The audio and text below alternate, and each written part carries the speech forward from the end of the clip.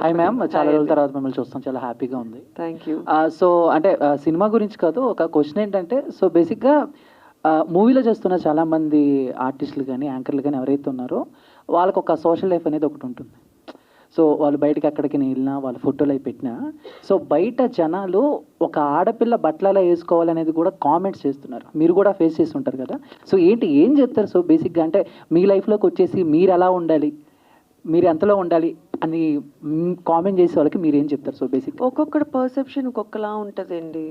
ఇప్పుడు ఇక్కడ ఉన్న అన్ని బుర్రలు ఒకలాగే ఆలోచించలేం కదా. వాడేదో అలా ఆలోచించుకున్నాడు, వాడు అలా రాసుకుంటున్నాడు, అది వాడి పర్సెప్షను. అది మనం ఎంతవరకు తీసుకోవాలన్నది మన మైండ్కి ఉండాలి. డెఫినెట్గా ఒకసారి చదువుకుంటూ ఫస్ట్ ఒకసారి ఎప్పుడో చెప్పే ఇలాగే ఇదివరకు కామెంట్ చూస్తే మేమిద్దరము రియాక్ట్ అయ్యి దానికి కామెంట్ చేసి ఇట్లా చేసేవాళ్ళం. తర్వాత చూసి నవ్వుకోవడం స్టార్ట్ చేసాం. సో అసలు దాని తర్వాత మాట్లాడుకోవడం మానేసాం. అంతే అంతే. అంటే మీరు ఎప్పటి నుంచో ఇండస్ట్రీలో ఉన్నారు. సో ఒక ఆడపిల్ల ఇండస్ట్రీలో సర్వే అవ్వాలంటే చాలా కష్టాలు పడాలి, చాలా ఫేస్ చేయాలి. సో అలాంటిది మీ అమ్మని హీరోయిన్గా చేయటం ఎంతవరకు అది రిస్క్ అనుకోవాలా, లేకపోతే మీకు ఆల్రెడీ సర్కిల్ ఉంది కాబట్టి ఒక వే అనేది? అంటే ఫస్ట్ ఆఫ్ ఆల్ బేసిక్గా మీరు అన్నట్టు ఆడపిల్ల సర్వైవ్ అవ్వాలంటే కష్టపడాలి అన్నారు కదా. భగవంతుడి దయ వల్ల నేను ఏ రోజు టీవీ ఇండస్ట్రీలో కానీ సినిమా ఇండస్ట్రీలోని కష్టపడలేదండి. బికాస్ ఐ కేమ్ ఫ్రమ్ అంటే ఐ మీన్ కొన్ని ప్రాబ్లమ్స్. అదే చెప్తున్నా. టీవీలో ఉన్నప్పుడు మా ఆయనే డైరెక్టర్ కాబట్టి నేను చేసే ప్రోగ్రామ్స్కి I was queen there. And cinema నేను చేస్తున్నప్పుడు సినిమాకు కూడా నన్ను వరించి నేను సినిమాలోకి తీసుకున్నాను కాబట్టి నాకు ఆ రెస్పెక్ట్ ఎప్పుడు ఇచ్చారు. సో ఇప్పుడు జనరేషన్ అట్లా లేదండి. అందరూ ఎడ్యుకేటెడ్ అయిపోయారు, అందరూ హీరోయిన్స్, హీరోస్, డైరెక్టర్స్ అందరూ.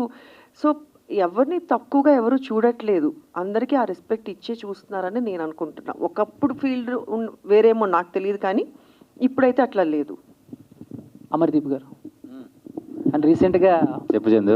సో రవితేజ గారిని కలిసినట్టున్నారు, సో పోస్ట్ చేశారు బై మూమెంట్ అని. అవును. సో చాలా రోజుల తర్వాత, సో ఏంటంటే ఈ మూవీ గురించి ఏమన్నా ప్రమోషన్ చేయటాక, లేదా జస్ట్ క్యాజువల్గా కలిసారా, ఏమన్నారు?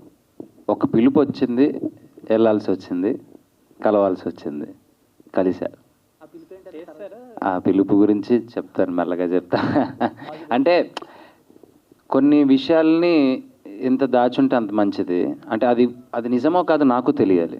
నేను ఏది తెలియకోకుండా ఏదో ఒక ఫేమస్ అయిపోవడానికో, ఒక వ్యూస్ రావడానికో, నాకు నేను ప్రచారం చేసుకోవడానికో ఫాల్స్ వర్డ్ నేను వాడలేను. కాబట్టి నాకు కన్ఫర్మేషన్ వచ్చిన తర్వాత సో అఫీషియల్గా అప్పుడు అది నిజంగానే కన్ఫర్మ్ చేస్తాను. All the best.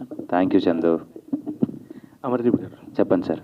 అంటే రవితేజ గారిని కలవడం ఏమో తెలియదు, కానీ కొంచెంగా రవితేజలో మారుతున్న అమర్దీప్ అయితే మాకు కనిపిస్తున్నారు. ఆ లుక్ వైజ్ కానీ వేస్తున్నా కానీ, ప్రొఫైల్ కానీ ఏదన్నా కానీ. Thank you sir.